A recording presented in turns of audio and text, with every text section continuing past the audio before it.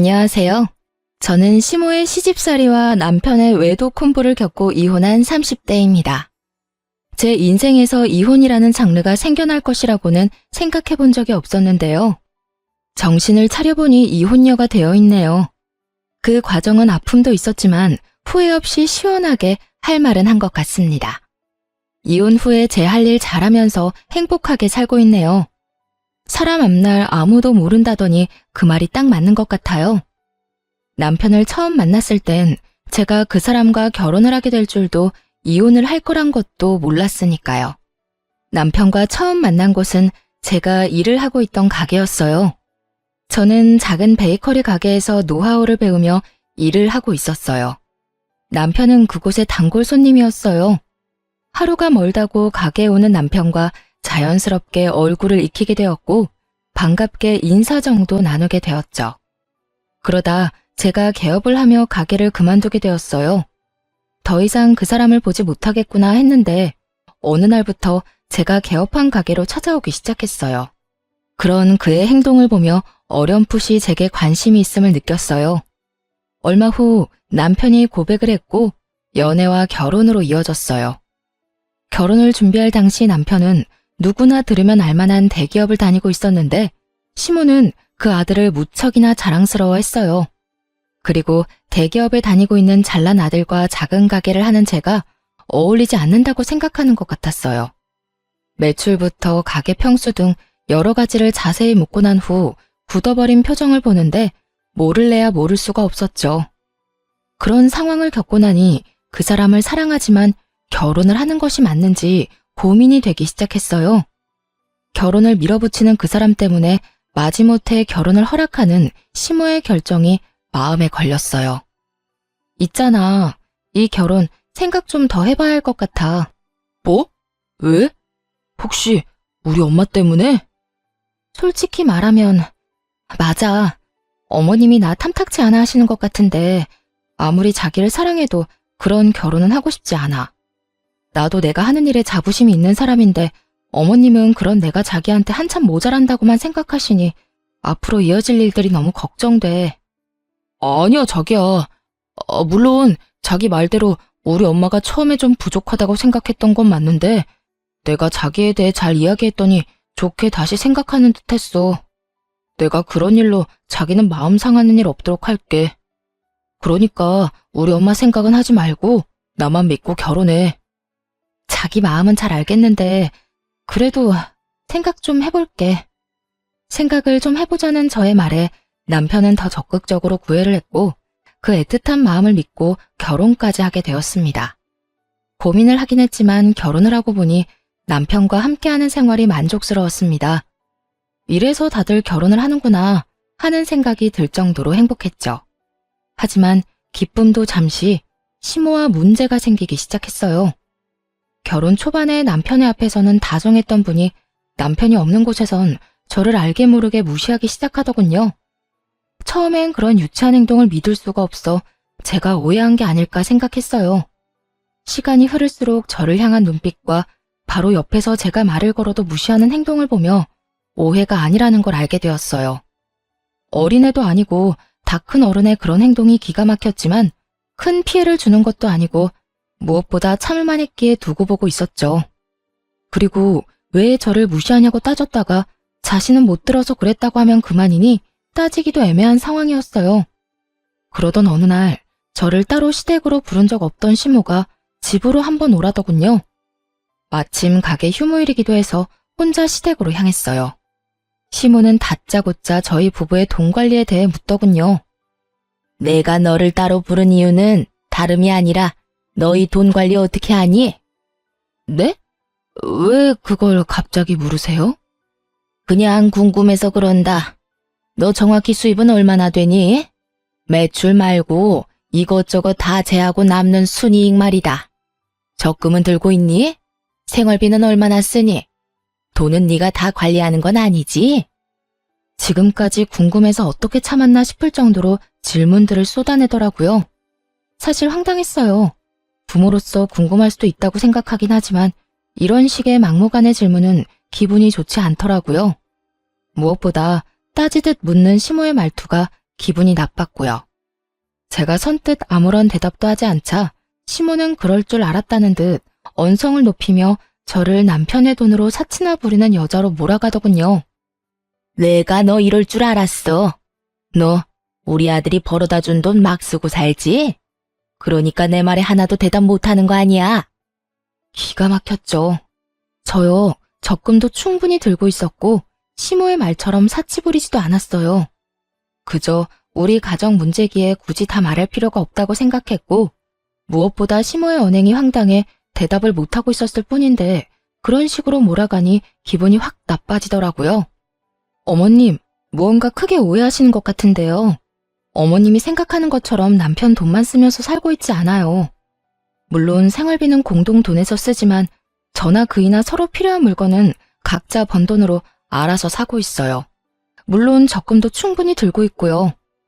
그런데 아까 내가 물을 땐 왜 아무 말도 안 했니? 그거야, 저희는 이제 성인이고 돈 관련 문제는 저희 두 사람이 알아서 할 문제인데 굳이 다 말씀드려야 하나 싶어서 아무 말도 안 했던 것뿐이에요. 어머님께서 갑자기 그런 질문들을 하시니 당황하기도 했고요. 저는 충분히 잘 설명했다고 생각했는데 시모는 제 말을 제대로 듣지도 이해하지도 못한 듯 했어요. 제 말이 끝나자마자 불같이 화를 내더군요. 너 지금 말 다 했니? 정말 말 웃기게 하는구나. 네 남편이기 전에 내 아들이다. 그런 귀한 내 아들이 힘들게 번 돈 어디에 어떻게 쓰는지 엄마가 궁금할 수도 있는 거야. 그러니 당연히 대답해줘야 할 거 아니야. 막무가내로 대답할 것을 요구했고 이때 저는 앞으로의 원만한 결혼 생활을 위해서라도 확실하게 짚고 넘어가야 한다고 생각했어요. 웬만하면 좋게 넘어가고 싶었지만 여기서 지고 들어가면 앞으로도 우리 부부 생활의 모든 부분을 간섭하실 것이 분명해 보였으니까요. 결혼 전까지는 어머님의 아들이기만 했지만 이제 제 남편이기도 하죠. 시기상으로 따지면 어머님의 아들이 먼저겠지만 중요한 걸로 따지면 이젠 그렇지도 않고요. 다시 한번 말씀드리는데 생활비, 제 수입, 남편의 월급 그 모든 건 저희 부부의 일이고 일일이 어머님께 다 말씀드릴 필요 없다고 생각해요. 저희도 이제 성인이고 아까 말씀드렸다시피 어머님 아들은 이제 저와 가정을 이루었으니 이런 문제는 부부끼리 알아서 잘하고 살겠습니다. 아, 그러니까 너희가 알아서 할 테니 이 늙은이는 신경 쓰지 말라. 이 뜻이니? 네가 이렇게 나오니 더 의심하는 거야. 네가 내 아들 돈으로 흥청망청 쓰고 살지 않으면 왜 말을 못하는 게야? 네가 당당하지 않으니까 상관하지 말라며 숨기는 거 아니냐 이 말이다. 마음대로 생각하세요. 어차피 제가 뭐라고 하든 그대로 믿지도 않으실 거잖아요. 시모는 며느리가 자세히 이야기하는 대신 우리 일에 간섭하지 말라고 하니 저를 당신 아들 돈이나 흥청망청 쓰는 여자로 몰아갔어요. 시모는 화가 많이 난 듯 했지만 그러거나 말거나 그냥 무시하고 집으로 돌아왔어요. 저 역시 화가 많이 난 것은 마찬가지였으니까요. 결혼할 당시 양가에서 받은 도움도 없었고 그렇다고 남편보다 부족하게 결혼 준비를 한 것도 아니었어요. 그런데 시모는 저희 결혼에 자신이 아주 큰 도움을 주었으며 저는 맨몸으로 시집와 남편 돈이나 탐하는 사람으로 대하고 있었죠. 저희 부부의 돈 관리에 대해 알고자 하는 그 마음이 이해가 되지 않았어요. 그날 밤 저 혼자 해결할 수 있는 문제가 아니라고 생각하고 남편에게 그날의 일을 모두 알렸어요. 여보, 어머님이 오늘 나를 집으로 따로 부르시더니 내 수입부터 시작해서 우리 돈 관리는 어떻게 하고 있는지 물으셨어. 내가 너무 당황해서 아무 대답도 못하고 있으니까 나보고 뭐라고 하신 줄 알아? 당신이 벌어다 준 돈 흥청망청 쓰고 있는 거 아니냐고 오해하고 버럭 화를 내시더라니까. 그래? 별일도 아닌데 그냥 대답 좀 해주지 그랬어. 괜히 엄마 기분만 상하게 만든 거 아니야? 당신 말대로 별거 아닌 문제일 수도 있지만 별거인 문제가 될 수도 있어. 엄연히 우리 가정일인데 어머님 기분 상할까봐 일일이 다 보고하면서 간섭받으면서 살 거야? 지금 이 상황 당신이 생각하는 것만큼 간단한 문제가 아니라고.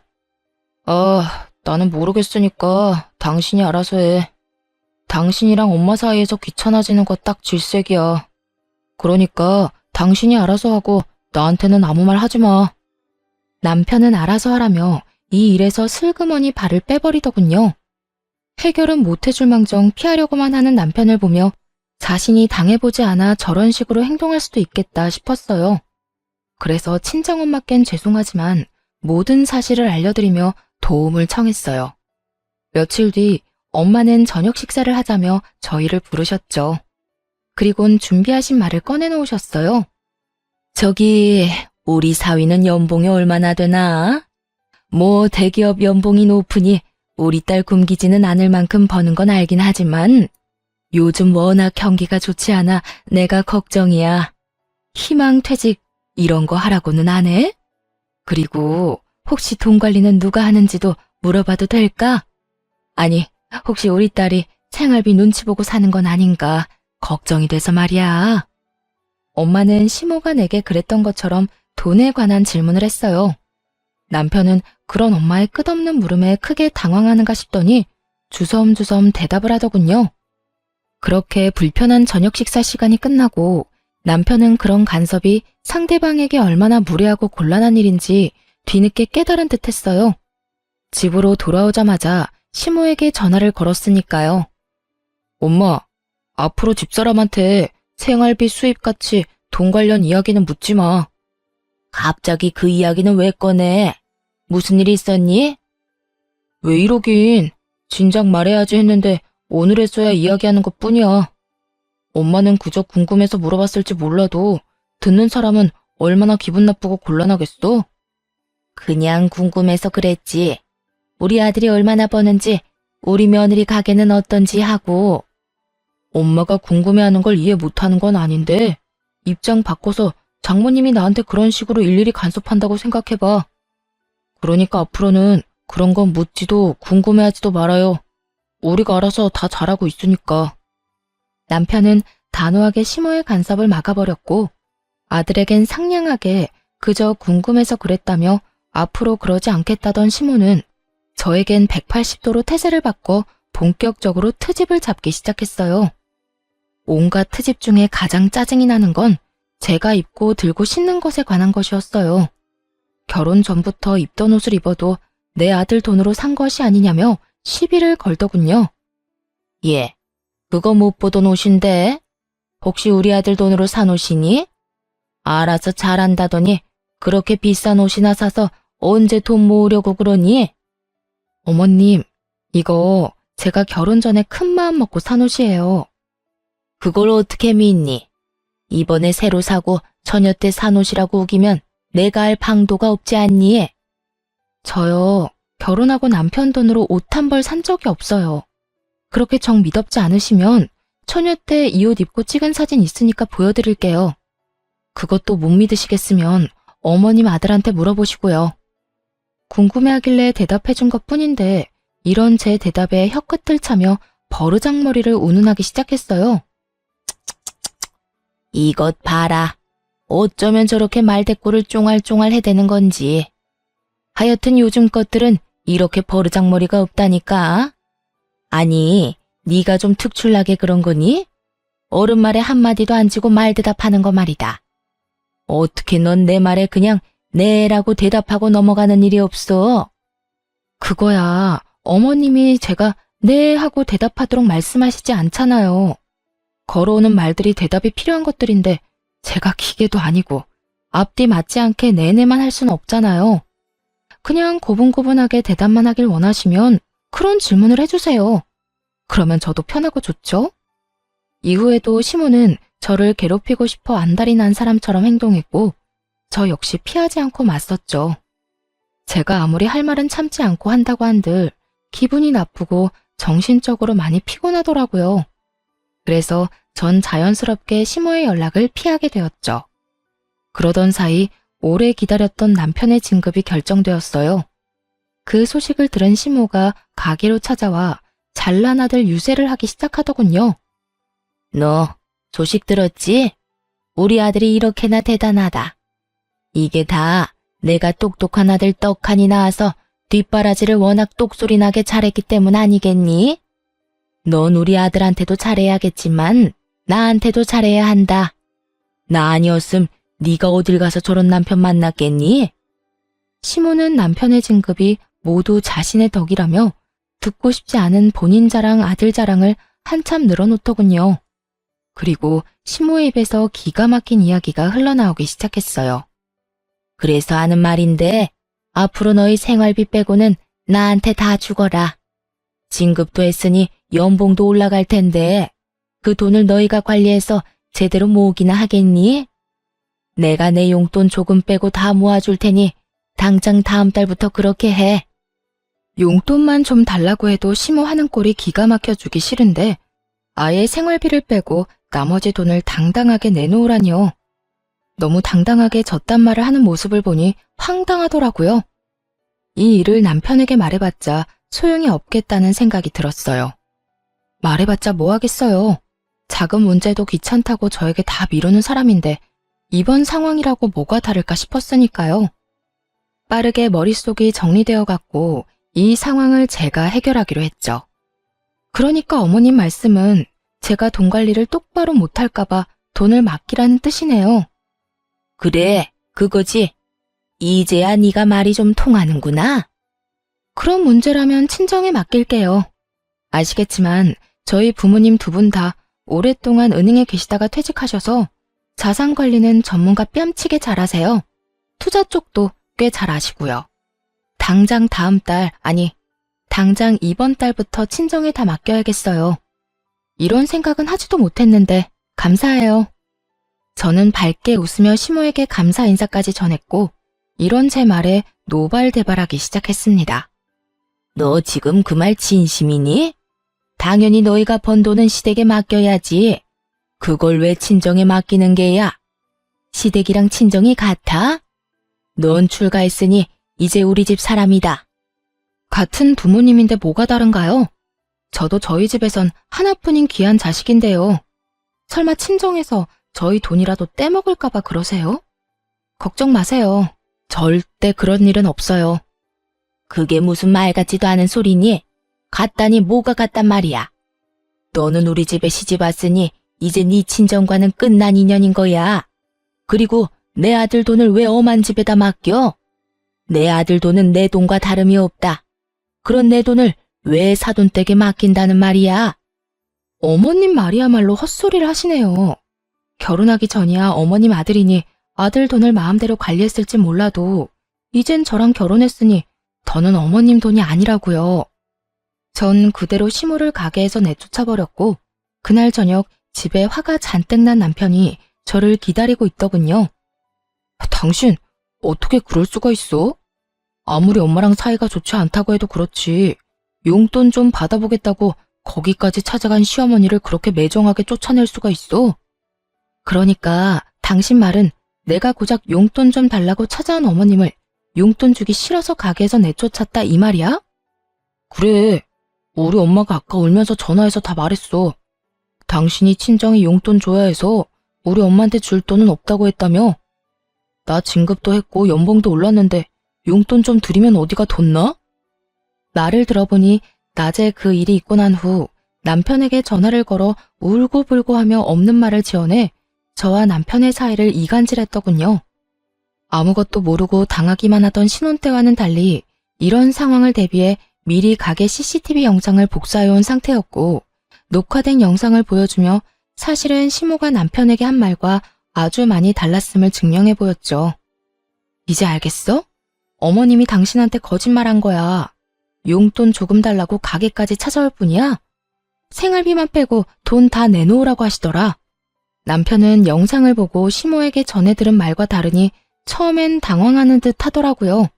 하지만 그것도 잠시 천연덕스럽게 시모의 편을 들기 시작했어요. 들어보니 우리 엄마 말이 틀린 말도 아니네. 뭘 그렇게까지 싸웠어? 그냥 엄마가 하자는 대로 하면 안 돼? 우리 엄마가 우리 편하게 돈도 관리해주고 알아서 투자도 해준다잖아. 우리한테 나쁜 일도 아닌데 왜 이 난리인지 모르겠다 정말. 정말 모르겠는 사람이 누군데 아무렇지 않게 말하는지 이해가 되지 않았어요. 시모가 투자 전문가도 아니고 시모에게 돈을 맡기는 것을 왜 이리도 당연하게 생각하는 것인지 여러분께서는 이해가 되시나요? 제 머리로는 도무지 이해가 되지 않았지만 남편과 시모의 말도 안 되는 논리에 따라주기로 했죠. 아, 그래? 그러면 당신 월급은 어머님한테 맡겨. 내가 번 돈은 우리 엄마한테 맡길 테니까. 그러면 공평하지? 뭐라고? 당신이 번 돈을? 그래. 당신은 당신 엄마한테 월급 맡겨. 난 내 수익 우리 엄마한테 맡길 테니까. 왜 진작 이 생각을 못했나 모르겠네. 큰소리 날 것도 없이 각자 번 돈은 각자 부모님께 맡기면 깔끔한 일이잖아. 앞으로 이렇게 하자. 그러면 됐지? 제 말이 끝나자 남편은 그건 절대 안 된다며 난색을 보이더라고요.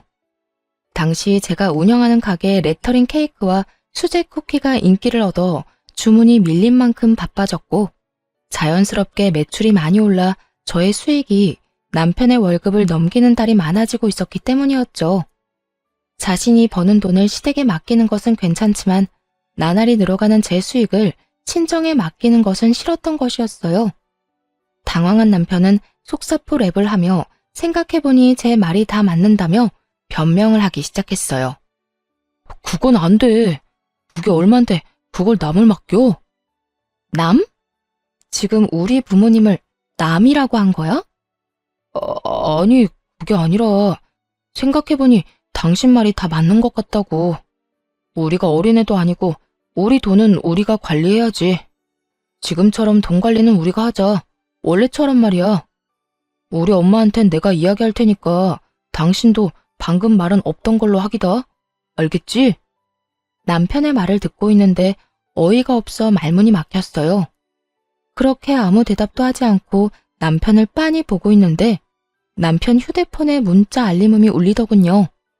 남편은 놀라며 휴대전화를 확인했고 그의 안경렌즈에 반사된 문자 내용을 언뜻 보게 되었어요. 상호는 보지 못했지만 20만 원이 넘는 금액을 쓴 카드 승인 문자였어요. 순간 뭔가 기분 나쁜 예감이 저를 스쳤죠. 남편에게 문자가 온 것이라면 남편의 카드를 썼다는 것일 텐데 남편은 저와 이야기를 나누고 있었으니 그 어떤 것도 결제할 틈이 없었죠. 거기에다 자동 결제라 하기에도 저녁 10시가 넘은 시간이라 그 시간에 자동 결제가 될 일도 없었고요. 카드 승인? 당신 카드 잃어버렸어?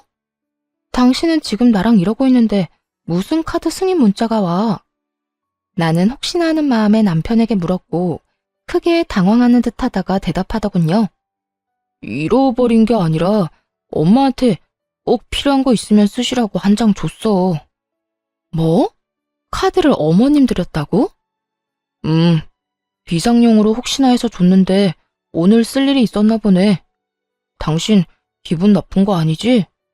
우리가 따로 용돈을 드리고 있는 것도 아니고 이 정도는 할 수 있잖아. 잘했어. 어머님께 카드 정도는 드릴 수 있지. 애써 쿨한 척 대답은 했지만 저는 전혀 괜찮지 않았어요. 시모는 9시 뉴스가 시작되기도 전에 잠자리에 드는 편이라 카드를 사용한 그 시간까지 깨어있을 사람도 아니었죠. 혹여나 무슨 일이 있어 깨어있더라도 아들 카드를 말없이 20만 원이 넘는 금액을 결제할 사람이 아니었거든요. 남편이 수상할 수밖에 없는 상황에 찜찜한 마음을 가득 안고 그의 행동을 눈여겨보게 되었습니다. 그러다 결국 꼬리를 잡게 되었습니다. 그날은 남편이 진급 축하 회식을 하고 밤늦게 들어온 날이었어요. 잔뜩 술에 취해 정신없이 잠이 든 상태였죠. 일단 전 잠든 남편을 살피며 조심스레 휴대전화를 살펴보았습니다. 딱히 수상한 점은 발견할 수 없었어요. 주차장으로 내려와 남편의 차 블랙박스를 살펴보게 되었습니다.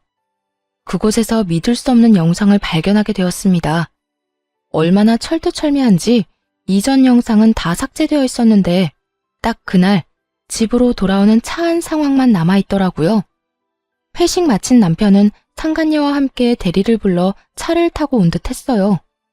술에 너무 취해 지우는 것을 깜빡해 남아버린 외도의 증거가 적나라하게 드러나 있었죠. 자기야, 오늘 너무 많이 마신 거 아니야? 진급해서 기분 좋아 마시는 술은 아닌 것 같던데? 요즘 집사람 때문에 스트레스 받아서 그래.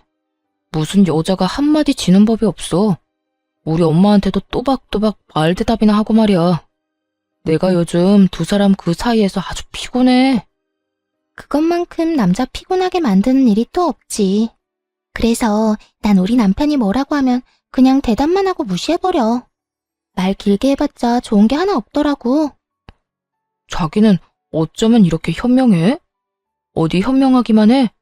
능력도 좋아서 이번에 나 진급까지 딱 시켜주는 거 봐. 나 사실 이번엔 기대도 안 하고 있었는데 자기 덕에 진급도 했잖아. 자기야, 정말 고마워. 내가 앞으로 더 잘할게. 남편은 술에 취해 건들대면서도 상간녀를 바라보는 눈빛만은 꿀이 뚝뚝 흘러내릴 것 같더군요. 상간녀 역시 그런 남편을 웃으며 바라보았고요. 으이구, 그러다 이혼하고 나하고 살겠다고 그러겠다. 혹시나 해서 또 이야기하지만 난 이혼할 생각 전혀 없어. 그러니까 자기도 이혼 생각은 하지도 마. 걱정하지도 마세요. 나도 이혼할 생각은 없고 혹시나 이혼하더라도 자기한테 같이 살아달라고 떼쓰지 않을 테니까. 그냥 지금처럼 내 곁에만 있어줘도 난 만족해. 그래, 우리 지금처럼 서로 즐기면서 잘 지내자. 그게 현명한 거야. 나중에 들어보니 상간녀는 같은 회사에 다니는 직장 상사였어요. 나이도 남편보다 5살 많더라고요. 그렇게 자랑스러워하던 진급도 상간녀가 힘써준 덕분이었어요. 상간녀도 유부녀로 두 사람은 이혼 생각은 전혀 없이 그저 그 관계를 유지하며 즐기는 사이였어요. 영상을 보는데 큰 벽돌이 뒤통수를 내리 찍는 것 같은 충격이 느껴졌습니다. 남편을 의심하며 지내는 며칠 동안 어쩌면 외도라는 최악의 상황을 각오하긴 했지만 그 장면을 제 두 눈으로 보고 듣는 것은 예상보다 더 충격적이었어요. 그때까지만 해도 남편에 대한 사랑하는 마음이 남아있었기에 배신감에 손이 떨리고 하염없이 눈물이 흐르기 시작했습니다. 남편의 외도 사실을 알게 된 저는 이혼을 결심하게 되었고 우리가 함께했던 신혼집에서의 제 짐도 정리하기 시작했습니다. 두 사람을 한 번에 묶어서 보내버릴 그날을 준비했습니다. 결전의 그날, 전 제 옷 중에 가장 화려하고 예쁜 옷을 입고 어려 보이게 화장도 하고 남편 회사로 향했어요. 점심시간으로 붐비는 회사 로비에서 두 사람을 기다렸죠. 멀리서 상간녀가 걸어 나오더라고요. 영상 속에서 보고 또 보았던 상간녀의 앞으로 걸어가 길을 막아섰고 저를 이상한 눈으로 보는 상간녀에게 다른 사람이 다 들을 수 있게 큰 소리로 말해주었어요. 내 남편이랑 지금까지 즐거웠니? 아니, 능력이 얼마나 좋으면 그 힘으로 내 남편 진급까지 시켜준 거야? 뭐, 나 좋으라고 시켜준 진급은 아니겠지만 그래도 고맙단 인사는 해야 할 것 같아서 말이지. 여러모로 참 고마워. 제 말을 들은 상간녀는 그제야 제가 누구인지 알아챈 듯했고 얼굴이 순식간에 붉어지기 시작하더군요. 전 그런 상간녀가 대답할 틈도 없이 준비한 다음 말을 이어나갔어요. 들어보니 이혼할 마음은 없는 것 같던데. 난 이혼할 예정이니까 넌 네 가정 잘 지키면서 내 남편이랑 편하게 만나. 둘 다 유부남 유부녀인 것보다 한 명이 혼자면 두 사람이 좀 더 편하게 만날 수 있지 않겠어요? 그게 무슨 말이에요. 사람 착각한 모양인데 난 당신 남편이 누군지도 모르고 불륜이나 저지르는 그런 파렴치한 사람 아닙니다. 남의 회사 와서 소란이나 피우고 무슨 짓이에요? 죄 없는 사람 잡지 말고 똑바로 알아보세요. 당황해하는 표정을 숨기지도 못하면서도 뻔뻔하게 사람을 잘못 봤다며 발뺌을 하더라고요. 그 순간 상간녀의 휴대전화기가 울리기 시작하고 멀리서 휴대전화를 얼굴에 대고 해맑게 걸어오는 남편을 발견했죠. 저는 직감적으로 남편의 전화 상대가 상간녀임을 알아차렸고 상간녀의 손에서 요란하게 울고 있는 휴대전화를 낚아채 전화를 받았어요. 저기 어디야? 밥 먹으러 갔어? 어딘지 알려주면 나도 그리로 갈게. 우연인 척하고 같이 먹으면 되잖아.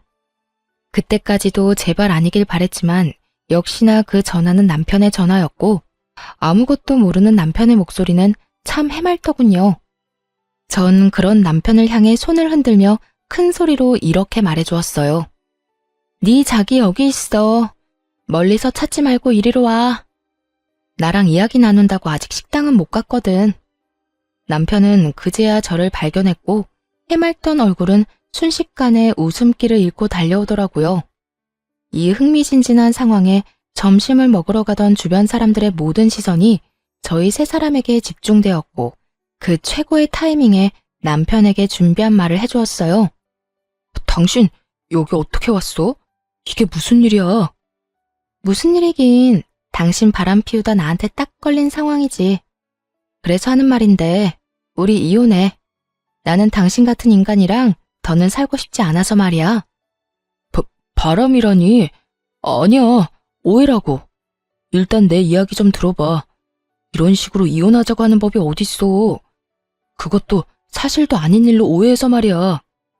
오해? 오해 좋아한다. 이걸 보고도 어디 당신들 입에서 오해라는 말이 나오는지 보자.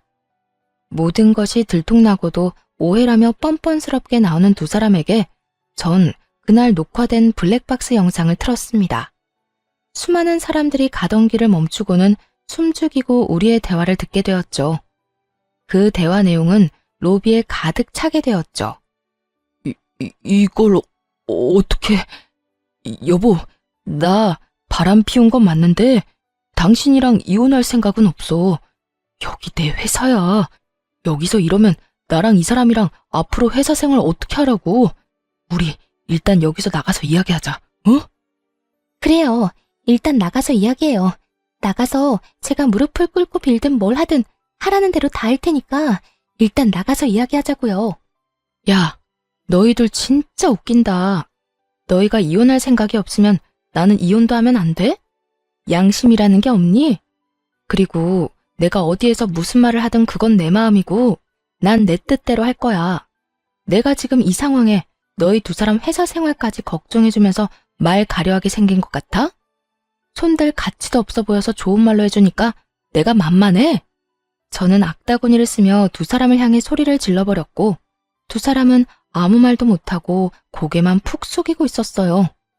저희 목소리에 사람들은 점점 더 모이기 시작했고 남편은 저라도 붙잡아야겠다는 생각이 들었는지 매달리기 시작했어요. 여보, 내가 정말 잘못했어. 잠시 어떻게 됐었나 봐. 그런 짓을 하면 안 되는 거였는데. 회사 일로 이런저런 일 상의하다 보니까 그렇게 됐어. 앞으로 다신 이런 일 없도록 할 테니까 한 번만 나 용서해주라. 내가 당신 없이 어떻게 살아. 나 당신 여전히 사랑해. 어떻게 살긴 능력 좋고 현명한 저 여자랑 즐기면서 잘 살면 되지. 어찌되었든 난 내 할 말 다 끝났어. 더 할 말 있으면 법원에서 판사님한테 말해. 그렇게 뒤돌아 나오는데 상간녀가 무릎을 꿇고 빌기 시작하더라고요. 저기요. 제가 정말 죄송합니다. 남편분과는 다시는 만나지 않겠습니다. 제가 이렇게 빌 테니까 제발 제 남편에게만 알리지 말아주세요. 저 정말 이혼만은 절대 하고 싶지 않아요. 정말 웃기지 않나요? 자기 가정은 그렇게 소중하다는 사람이 남의 가정은 이렇게 망쳐놓고 이제 와서 미안하다는 말로 사과라니요. 상간녀는 바닥에 머리를 숙이며 저에게 울고불고 하며 매달렸고 전 그런 상간녀를 내려다보며 말해줬어요. 와, 이거 진짜 웃긴 년일세. 남의 가정은 이딴 식으로 다 망가뜨려 놓고 네 가정은 행복하길 바래? 그렇게 네 가정이 소중했으면 애초에 이런 짓을 하지 말았어야지. 제발요. 제발. 정말 이혼까지 생각한 만남도 아니었다고요. 그저 가끔 밖에서 따로 시간 보내고 일 이야기 좀 나눈 것뿐이라고요. 그러니까 제발 제 남편에게만은 말하지 말아주세요. 말했지? 네가 이혼을 한다 만다 결정할 문제가 아니라고. 이거나 너도 할 말 있거든. 변호사 데리고 와서 법원에서 이야기해. 그 더러운 손 내 몸에 대지 말고. 전 끝까지 제 바지가랑이를 붙잡고 늘어지는 상간녀를 뿌리친 채 그대로 친정에 왔습니다. 놀란 친정 부모님께는 그간의 일들을 조목조목 말씀드렸어요. 친정 부모님께 극진한 케어를 받으면서 이혼을 진행하게 되었어요. 전 당연히 유리한 재산 분할과 함께 두 사람에게 위자료를 받고 깔끔하게 이혼할 수 있었죠. 전 남편과 상간녀는 불륜 관계를 비롯해 진급에도 상간녀의 과한 개입이 있었음이 밝혀지며 둘 다 사이좋게 회사에서 쫓겨나고 말았죠. 제가 집으로 보내버린 소장을 상간녀의 남편이 발견하게 되며 상간녀 역시 외도 사실이 드러나 이혼을 당했다고 하더군요. 그리하여 전 남편 역시 상간녀 남편에게 위자료를 주게 되었고, 그렇게 두 사람은 이혼을 하며 두 번의 위자료를 주느라 거지가 되었다고 합니다. 그렇게 그 지독한 인연도 끝이라고 생각했는데 전 시모가 가게로 찾아왔더라고요. 급한 일이 있는데 전 남편이 연락이 안 된다고 말이죠. 너는 왜 전화를 안 받니? 여긴 무슨 일이세요? 내 말 안 들리니? 왜 전화 안 받았냐고 내가 물었지 않니? 몇 번을 전화했는데 어떻게 단 한 통을 안 받을 수가 있냔 말이야? 내가 굳이 그쪽 전화를 받아야 하는 이유라도 있나요? 이제 그럴 이유가 없다고 생각하는데요. 뭐? 그쪽? 너 진짜 어디 아프니? 아무리 너랑 내가 사이가 좋지 않다고 해도 그게 며느리가 시어미한테 할 말이라고 생각하는 거니? 에휴, 다 됐고, 내 아들 요즘 무슨 일이 있니? 왜 연락이 안 돼? 담보대출 이자 갚아야 하는 날은 지났는데 연락은 안 되고, 계속 연체 연락이 오니 내가 여러모로 불안해서 이렇게 왔다. 우리 아들 회사 출근은 했니? 들어보니 전 시모는 제가 전 남편과 이혼했다는 사실을 모르는 듯 하더군요. 그리고 급히 돈 쓸 일이 있다며 돈을 빌려갔다고 해요. 다름 아닌 전 시댁집을 담보로 받은 대출이었죠. 금방 갚겠다던 전 남편은 돈은 고사하고 연락도 되지 않는 상황이고요. 그 순간 갑자기 블랙박스 영상 속에서 보았던 두 인간들의 대화가 생각났죠. 자기야, 나 돈 좀 빌려줄 수 있을까? 돈? 무슨 돈? 무슨 일 있어? 돈 필요한 일이 좀 있어서. 저번에 이야기했지만 알다시피 우리 친정엄마가 아파서 내가 돈 나갈 일이 많았잖아. 우리 남편은 내 돈으로 친정 뒷바라지 하는 건 꿈에도 모르니까 이때까지 모은 돈 얼마나 되냐고 묻더라고. 모은 돈이 하나도 없다는 말이 안 나와서 대충 얼버무리긴 했는데 아무래도 조만간 통장 보자고 할 것 같아서. 그래? 그러면 일단 내가 좀 알아볼게. 나도 당장은 돈이 없고 우리 엄마한테 물어보고 빌려줄게. 정말? 자기 최고다 진짜. 내가 이자까지 쳐서 꼭 갚을게. 금방 갚겠다던 그 돈은 결국 받지 못한 모양이더군요. 그럴 수밖에 없는 상황이기도 했겠죠. 전 남편은 저에게 그리고 상간녀의 남편에게 위자료를 준다고 퇴직금에 빚까지 내서 탈탈 털어줬을 테고 상간녀 역시 상황이 별반 다르진 않았을 테니까요. 전 시모는 생각에 잠긴 제 어깨를 툭툭 치더니 준비한 말을 하기 시작했어요. 예. 무슨 생각을 그렇게 하는 거야? 너 돈 좀 있지? 일단 나 돈 좀 보내다오. 일단 연체된 돈부터 빨리 넣어줘야지. 하루가 멀다고 연락이 오는데 사람 피 말라 죽을 지경이다. 아무것도 모르는 전 시모는 아주 당당하게 당신 아들이 빌려간 돈을 제게 달라고 했어요. 그렇게 대단한 아들을 둔 전 시모를 한껏 비웃어주며 그간의 모든 일을 하나도 빠짐없이 알려주었습니다. 그걸 왜 나한테 달라고 그래요? 나 그쪽 아들이랑 이혼했어요. 저 그쪽 며느리 아니에요. 이혼한 지 넉 달이 넘어가는데 그걸 아직도 몰랐단 말이에요? 뭐? 이혼? 너희가 왜 이혼을 해? 왜 이혼하기는요. 그쪽 그 잘난 아들이 회사에서 유부녀랑 바람이 났지 뭐예요. 대기업 그렇게 노래를 하더니 결국 대기업 다니는 여자 만났으니 아줌마한테는 좋은 일이겠네요. 너 무슨 말을 그렇게 하니? 그리고 아무리 이혼을 했다고 해도 한때는 시어머니였던 사람한테 그쪽 아줌마는 너무하지 않니? 네가 한 번을 안 지고 따박따박 따지고 드니까 내 아들이 바람이 나지. 내 아들 탓할 거 하나 없다. 다 네가 이렇게 되바라져서 그런 거야. 전 시모는 이 와중에도 부끄러운 줄도 모르고 잘난 아들 감싸느라 정신이 없더군요. 그 눈물겨운 모성애 앞에 전 아직 말하지 않은 사실을 알려주었죠. 아, 그래요? 그러면 그런 걸로 치고 아줌마 대출 받았다고 했죠. 아마 그 대출금 못 갚아줄 거예요. 아줌마 아들 부정진급에 불륜까지 저질러서 회사에서 잘리고 이혼 위자료에 상간남 위자료까지 주느라 빚쟁이 됐을 거거든요.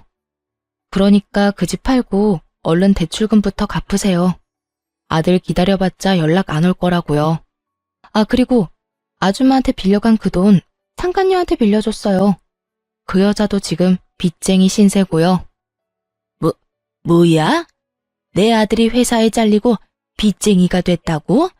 그것도 모자란 내 돈을 그 여자한테 줬단 말이야? 네, 안타깝지만 다 사실이에요.